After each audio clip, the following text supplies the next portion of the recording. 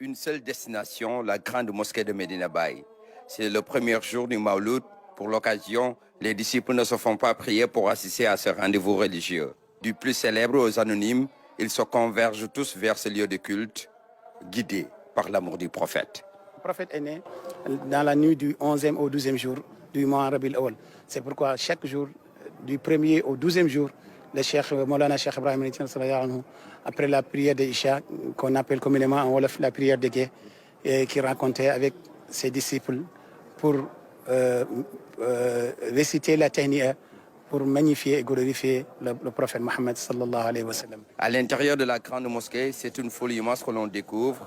Tout cela pour respecter les enseignements de Baye Niasse comme il le faisait de son vivant. Lui qui a effectué plusieurs pèlerinages à la Mecque pour montrer son amour envers le prophète. Effectué le pèlerinage 20 fois, comme il l'a dit à travers ses poèmes. Je vous ai rendu visite 9 fois, plus 10 fois, plus 7 fois-ci. 9 plus 10, plus 7 fois-ci égale 20 fois. Donc, dans tous ses âges, il a rendu le visite au prophète Mohammed sallallahu alayhi wa sallam, rien que pour magnifier son amour. Le Mawlud, c'est aussi un moment significatif pour parler de la biographie de l'envoyé d'Allah, le prophète Mohammed, paix et salut sur lui. Le prophète sallallahu alayhi wa sallam est une miséricorde, mais c'est quelqu'un qu'Allah a magnifié, a apprécié ses bonnes qualités en disant wa innaka la'ala khuluqin azim.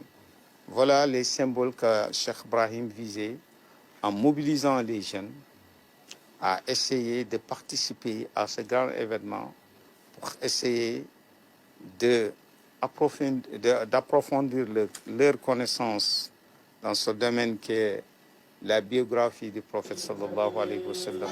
Chanter les louanges du prophète et parler de ses grandes qualités, voilà les principes qui gouvernent le Gamou. Tel que Al-Bidaya wa Nihaya, dont l'auteur est le très célèbre savant musulman qui s'appelait Ibn Kathir. Il lisait également les signes ou les signes de la prophétie, de la Nubuwa, dont l'auteur est Abu Nu'aym. L'une des grandes références de la biographie du prophète sallallahu alayhi wa sallam est un ouvrage qui est intitulé As-Sira al-Halabiyya, dont une copie est toujours dans sa chambre.